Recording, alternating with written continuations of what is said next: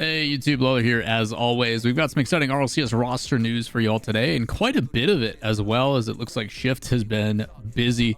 As always, if you guys want to stay up to date on all things Rocket League related, the easiest way to do so in the description down below. Check out the document. It has been officially updated up till, I think, yesterday, up to the most recent, and there's a whole lot more still left to go. We've got like 5 or 6 things for you guys to talk about, some pretty lofty ones, and some information in regions we haven't been able to talk about yet, which should be exciting. As always, like, subscribe, notifications, but let's get into it. First things first, we're going to be talking about Furia. We've been talking about this team and how they have not really seen improvement in a while. Obviously, there's been a lot of conversation for me in particular about how you're starting to see Mina ascend. You even saw Wildcard take some steps, but Furia's kind of just been flatline. They've kind of just, not saying that they're dead, but like, they haven't really made any ups and downs. They've kind of plateaued. Let's say that. Plateaued, not flatline.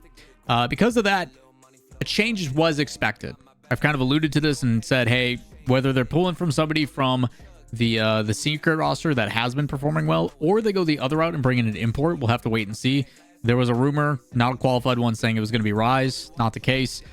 This one makes more sense. So Shift is reporting that Swift, who has been a pretty hot commodity in the offseason, along with his coach from Team Secret in Bruno, great dude. Unfortunately, that means for STL Mateus, probably for the first time in a very long time, he is not going to be. So maybe we see a little bit of a firm handshake agreement and he ends up going and covering for the Team Secret guys. But pretty crazy stuff. This is a pretty large difference, I think, when you make the coaching change as well on top of that. Maybe a different look to Fury in the future, but no matter what, no more Jaffinho.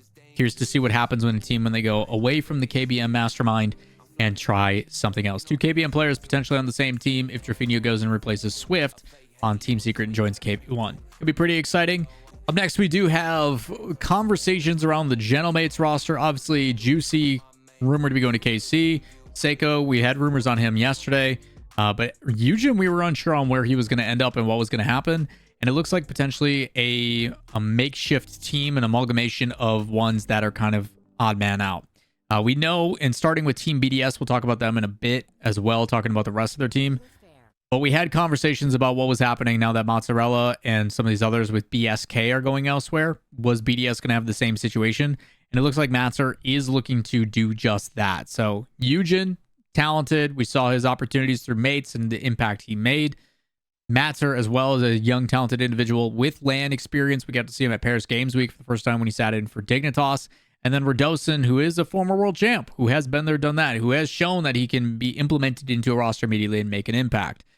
Should be an interesting one. I don't know what this team's going to look like stylistically. I'm not sure on how these all pair together, but again, you have to trust your gut. You have to rely on these players to know, like, we have tested this or we have played scrims. It is feeling better than some of our other opportunities. So what does that mean for the teammates? What does that mean for the other players involved? You know, I talk about BDS in particular with Nico and Juke. I do not know what is their plan. Maybe those two will stick and find a new third. I could see that potentially being an option. I don't know what Juke is planning on doing as one of the other French up-and-comers. I have seen Nico a lot in his streams playing with different duos, Tempo being potentially one of those, but I'm sure all these guys' first priority is finding a organization or a team with an org. I wouldn't be surprised if you see some of these players as well, like Tempo, stick with his previous roster with EJBY, and I always forget their third off the top of my head. So there is a potential that something stay the same, maybe a mix-up, but there is very likely to be one odd man out. At the same time, is BDS sticking around? Extra, they have trusted to build and draw a team. Maybe BDS sticks, they keep their coach, and they rebuild with Nico. We'll have to wait and see. Having the potential of an org behind you does provide a lot of value. It does provide a lot of enticement. And we still don't know what's happening with Jack. Jack is kind of the pivotal moment, but we'll get to that. Up next, we've been talking about GK. What the heck is going to happen with the duo of Archie and Joyo? We've talked about how Archie has been enticed by other organizations and sought after, and rightfully has proven it. Over the last couple of events, whether it be EWC or Worlds, he has stepped up. He has been that rock for the team. He has been aggressive on offense when he feels confident. And what better way to do it than pairing it with a duo that is proving themselves finally when they get the opportunity to. I think Oski and Ass played quite well at LAN. I think they proved that they are capable of doing more. Oski does have familiar with Archie as a former teammate. Snasky is going to keep some semblance of consistency across this org. And he's worked with Archie before when he was on Oxygen. So it does make sense that they're keeping this kind of in line. So if the rumors are true, with the mates. No longer anybody, a complete reassignment of who they are picking up, and Archie potentially coming from GK, leaving Joyo as the only remaining member on that roster, which is not exactly how I expected things to turn out. Again, these are all rumors. None of these are official confirmations, but if the track record is going, it does make for a very exciting power rankings, because you try to look at these just on paper and say who you think is going to be the best. And I think the conversation is actually pretty open-ended. Let me know who you guys think based on the rumors so far. If you guys aren't sure, again, check out the roster document, scroll down, see what you have over here, and kind of make your opinions from that. But I'm excited to try power rank these later on. So Archie, Oski, and Nas on Gentlemates could be a very interesting one. You're also talking now a heavily inspired French organization with no French players. Pretty interesting concept, but hey, you do what you got to do. On top of that, you did see one of the comments as well, where Oli and Joris obviously being in their situation. If Oli and Joris pick up someone like Seiko, that means that GK is left with Joyo. By the way, if you don't know Beefy Ramen Boy, he designs a lot of the car decals for a lot of orgs. Shout out to Beefy Ramen. But Jack Rise Joyo could be an opportunity. That might be, and I'm trying to think of other leftover players or players that haven't been discussed yet. Joyo with GK. Jack is pretty heavily sought after, depending on where he wants to go, whether he goes with Joris and Oli duo, or if he goes with Joyo and one other. We also have Rise no longer with Twisted Minds. Maybe he does stick. Maybe Jack goes to Twisted Minds with Nalpo and TRK. There is a lot of moving parts still to be in consideration if the import choice does happen.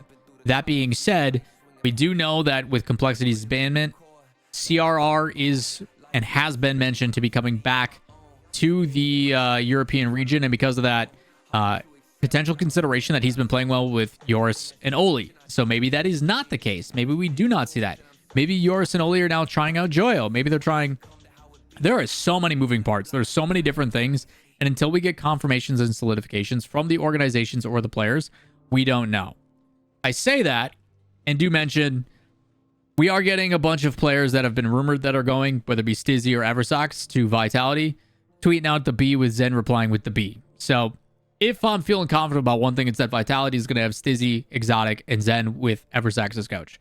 Unless they're baiting, but I don't think so. I think that's pretty solidified, especially with Cassio's retirement. All of it lines up. Last but not least, we got to talk about some North America, and it is Life, who has announced that he is going to be LFT. If you're not familiar with his history, I've talked about him a lot.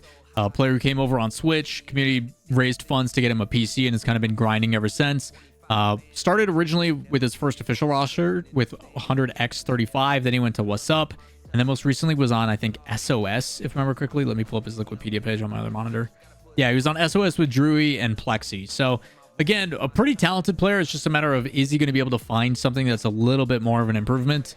We will have to wait and see. I mean, I talked about this in yesterday's video about how for the first time and what it feels like for a while, because of how short the offseason is, we are not seeing the trial process. We're testing with scrims. We're seeing how the chemistry goes. There is some that are going to be leftovers that are going to get that benefit. A lot of that mostly being in North America. But for the teams that haven't solidified or do not have an org, they still have time because there is no pressure of signing the contract to be like, let's do some scrims now. Let's see how it plays out. And maybe that will benefit them. Obviously, all these players want the enticement of, I have a job, I have security, I have an organization behind me. But for those that don't, it may benefit them on the short term of making sure that their team has more cohesion, more chemistry and stuff. Maybe that's a little bit of copium, but it will be interesting to see on how these play out. Either way, that is what I have for your guys' roster iterations and stuff in the current moment. Again, check the document if you're trying to stay up to date, or the easiest thing to do, like, subscribe, notifications, let me know in the comments down below, and we'll see you in the next one. Peace.